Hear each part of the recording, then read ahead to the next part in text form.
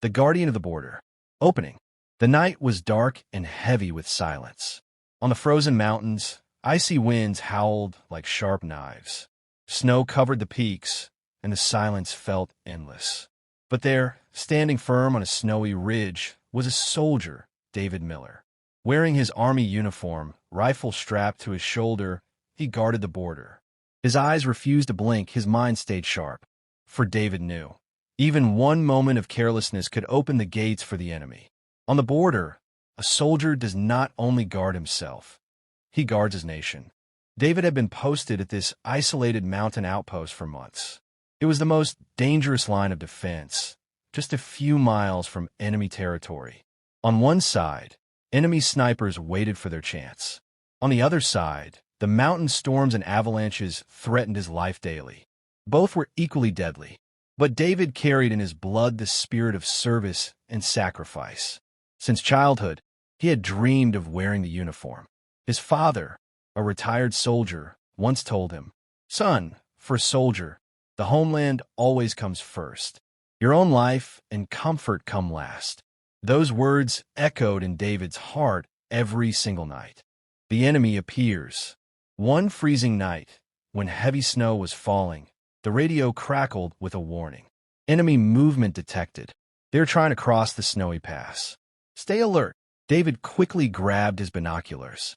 Through the storm, he spotted shadows moving carefully. Enemy soldiers, using the cover of the blizzard to sneak closer. His heartbeat quickened. He knew if they broke through, the post would fall, and the enemy would enter deep into his homeland. Alone, but determined, there were 3 men at the post. But suddenly, a snow avalanche roared down the slope, blocking the other 2 soldiers on the far side. David was left alone. 1 man, 1 rifle, limited bullets. He knew the enemy squad was much larger.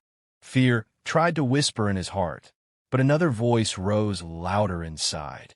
"David, tonight your homeland depends on you. There is no retreat. The battle begins."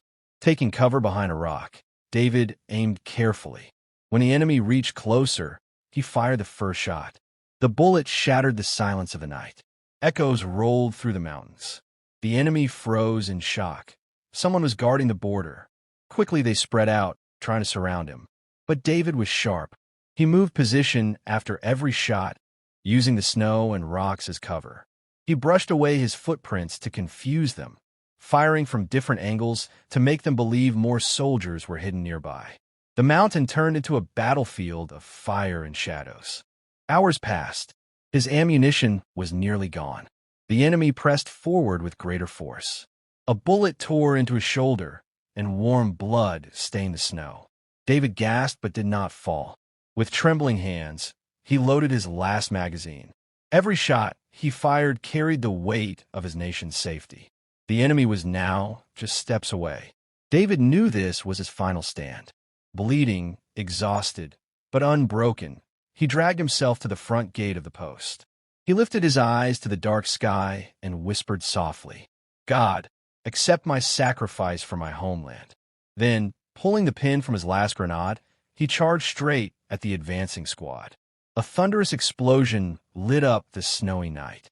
The mountains themselves seemed to roar. The morning after, at dawn, reinforcements finally arrived. What they saw left them in awe. Enemy soldiers lay scattered and defeated, destroyed by the courage of 1 man. And there, near the post, lay David Miller. His body was still, his uniform soaked in blood. But on his face rested a calm, proud smile. The post was safe. The border was untouched. His sacrifice had saved countless lives. From that day, he was remembered not just as a soldier, but as the guardian of the border.